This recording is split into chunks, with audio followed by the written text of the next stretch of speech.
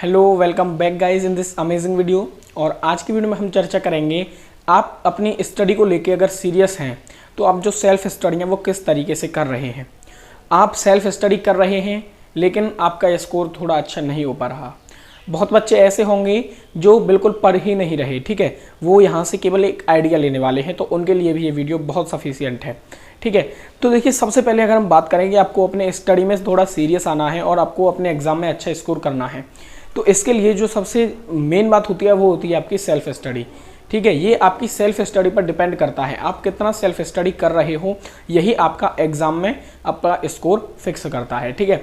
अब बच्चे होते हैं सेल्फ स्टडी तो करते हैं लेकिन उनका करने का तरीका सही नहीं रहता, ठीक है। या तो वो टाइम वेस्ट कर देते हैं और सेल्फ स्टडी कर रहे हैं तो बहुत कुछ ढंग से नहीं कर पा रहे हैं, डिस्ट्रैक्शन आ रहा है, या फिर वो कुछ गलत तरीके आजमा रहे हैं जिनसे कि उनकी जो स्टडी है, उनका जो स्कोर है वो थोड़ा अच्छा नहीं आ पा रहा, ठीक है।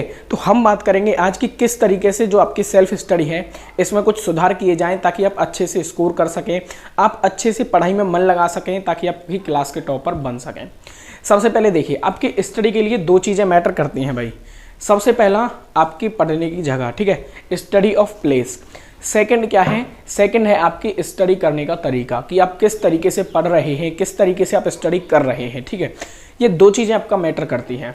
सबसे पहला नंबर वन कि आप कोई अच्छा सा स्टडी कॉर्नर सेलेक्ट कीजिए, ठीक है।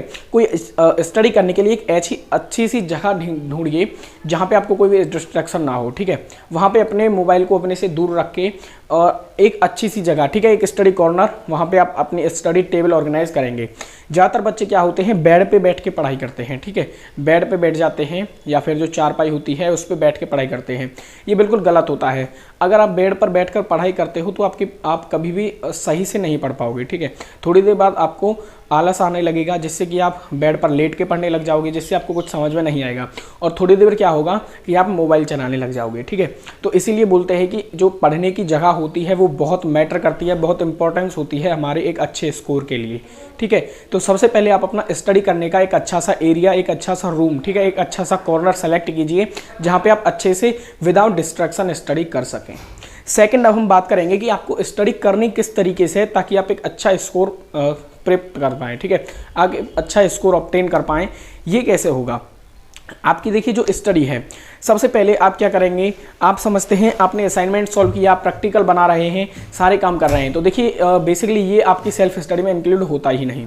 सेल्फ स्टडी का मतलब ये होता है कि आप कितना खुद से स्टडी कर रहे हैं, ठीक है। स्कूल में स्टडी हुआ उसको हम सेल्फ स्टडी में इंक्लूड नहीं कर रहे। मान लो स्कूल से आपको कुछ होमवर्क दिया और आपने घर पे उस होमवर्क को किया, कुछ क्वेश्चंस थे उनको सॉल्व किया, तो आप समझो कि भाई हमने क्वेश्चन सॉल्व किए, थोड़ा आज हमने पढ़ा, तो ये सेल्फ स्टडी है। बच्चों, ये सेल्फ स्टडी होती नहीं।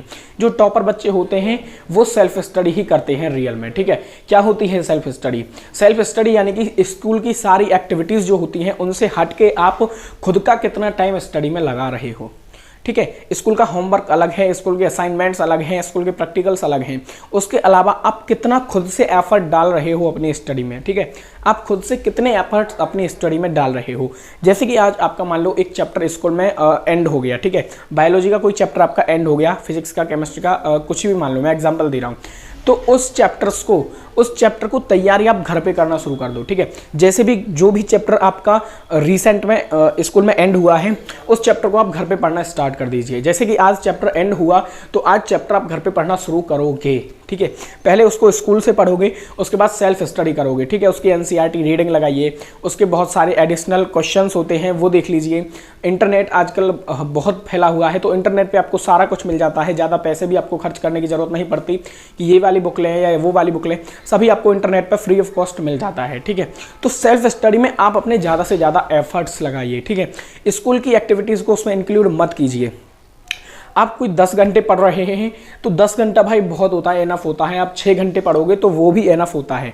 लेकिन अगर आप 10 घंटे पढ़ रहे हो लेकिन आपका उसमें कोई मेंटेनेंस ही नहीं है सही से, तो वो 10 घंटे आप वेस्ट कर रहे हो, ठीक है। आप 6 घंटे पढ़ रहे हो, 5 घंटे पढ़ रहे हो, लेकिन वो एक सही तरीके में पढ़ रहे हो, एक सिस्टमेटिक वे में उसे सेल्फ स्टडी कर रहे हो, तो वो आपको थोड़ा फ़ायदा देगा, ठीक है।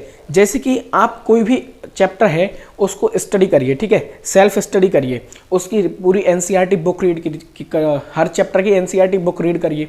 ठीक है। उसके बाद जब आपका चैप्टर सेल्फ स्टडी से कंप्लीट हो जाए, इसको में तो कंप्लीट हो गया, उसके बाद उस चैप्टर को अपनी सेल्फ स्टडी यानी कि उस चैप्टर्स को प्रिपेयर करने में अपने खुद के एफर्ट्स लगाइए, ठीक है। उसके कॉन्सेप्ट्स को घर पे पढ़िए, उसके बाद उसके एडिशनल क्वेश्चन आंसर सॉल्व करिए, ठीक है। उसके एमसीक्यू निकाल लीजिए, बोर्ड एग्जाम में उसके जितने भी क्वेश्चन आए वो सारे निकाल लीजिए, ठीक है। तो इस तरीके से सेल्फ स्टडी कीजिए।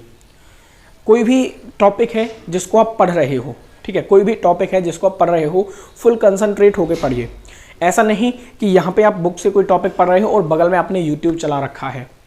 इससे आपको कुछ फ़ायदा नहीं होने वाला, ये केवल आपकी एक टाइम की वेस्टेज है, इससे आपको कुछ समझ में भी नहीं आने वाला। तो जो भी टॉपिक पढ़ें, एक अंदर से अपने अंदर एक जज्बा होना चाहिए कि हम ये टॉपिक आज पढ़ के ही हटने वाले हैं। अपना टारगेट डेली का सेट करिए, ठीक है। अगर आप टारगेट सेट नहीं करते हो तो उससे बहुत फ़ायदा पड़ता है। अगर आप डेली का टारगेट सेट कर लोगे कि आज मुझे ये सारी चीज़ें पढ़नी हैं, चाहे कुछ भी हो जाए, तो उन सारी चीज़ों को पढ़ने के बाद ही आप सोएंगे। इस तरीके से टारगेट फिक्स किया कीजिए, ठीक है। टारगेट जैसे ही आप मान लो आज की स्टडी पूरी हुई, तो स्टडी पूरी होने के बाद तुरंत ही नाइट में कल का टारगेट सेट कर लीजिए कि कल मुझे ये सारी चीज़ें पढ़नी है, ठीक है। तो इस तरीके से आप अपने टारगेट्स बनाइए ताकि आपकी जो स्टडी है वो थोड़ी अच्छी हो पाए, ठीक है। आप जो भी चीज़ है वो थोड़ा, जो आपके अच्छे टॉपिक्स होते हैं जिनसे क्वेश्चंस ज़्यादा आते हैं, जो आपके लिए इंपॉर्टेंट होते हैं, उनको ज़्यादा टाइम दीजिए, ठीक है। ना कि जो आपके मान लो होता क्या है, देखिए जैसे कि इसका मैं एक जीता जागता एग्जाम्पल बता देता हूँ। जैसे कि आप सभी जानते होंगे नीट एग्ज़ाम होता है, ठीक है। नीट एग्जाम में क्या है, 98% जो क्वेश्चंस होते हैं बायोलॉजी के वो एनसीईआरटी से आते हैं, ठीक है। 98% क्वेश्चंस बायोलॉजी के एनसीईआरटी से आते हैं। लेकिन बच्चे क्या करते हैं भाई, नीट एक कॉम्पिटेटिव एग्जाम है तो उसके लिए बहुत सारी रेफरेंस बुक लेते हैं कि हमें बहुत मेहनत करना पड़ेगा, ये बुक भी पढ़नी पड़ेगी, ये बुक भी पढ़नी पड़ेगी। और जो रेफरेंस बुक होते हैं उनमें से मात्र 2% ही क्वेश्चंस नीट में आते हैं। तो बच्चे 98% क्वेश्चंस को छोड़ के उन 2% क्वेश्चंस के पीछे भाग रहे हैं। तो कहीं आप ऐसा ना करें, इसलिए मैं आपको बता रहा हूँ। जो आपके अच्छे टॉपिक हैं उन पे ज़्यादा ध्यान दीजिए, ठीक है। आपको पता है, ये आपको पता कैसे चलेगा कि आपके अच्छे टॉपिक कौन से हैं और जो कम आते हैं एग्जाम में वो टॉपिक कौन से हैं। 10 साल पुराने बोर्ड के पेपर उठा लीजिए। आप अगर बोर्ड की तैयारी कर रहे हैं, कोई कॉम्पिटिटिव एग्जाम की तैयारी कर रहे हैं, तो उसके 10 साल पुराने एग्जाम उठा लीजिए, ठीक है। क्वेश्चन पेपर उठा लीजिए, वहाँ से आपको पता लग जाएगा, थोड़ा आइडिया लग जाएगा कि भाई ये जो क्वेश्चंस हैं, इस टॉपिक से क्वेश्चंस लगभग हर साल 2-3 क्वेश्चन इस टॉपिक से आ रहे हैं। तो इसका मतलब ये इंपॉर्टेंट टॉपिक हो जाता है कि जिसे हमें पढ़ना पड़ेगा, ठीक है। तो यही होता है सेल्फ स्टडी में। आप अपने टारगेट डेली के डेली सेट कीजिए करिए कि मुझे कल ये पढ़ना है, ठीक है। तो टारगेट सेट करने के बाद आप जब पढ़ोगे तो आप देखोगे कि महीने भर के अंदर आप में बहुत इंप्रूवमेंट दिखेगा, ठीक है। तो बस इस वीडियो में इतना ही, मुझे ये बेसिक चीज़ें आपको बतानी थी।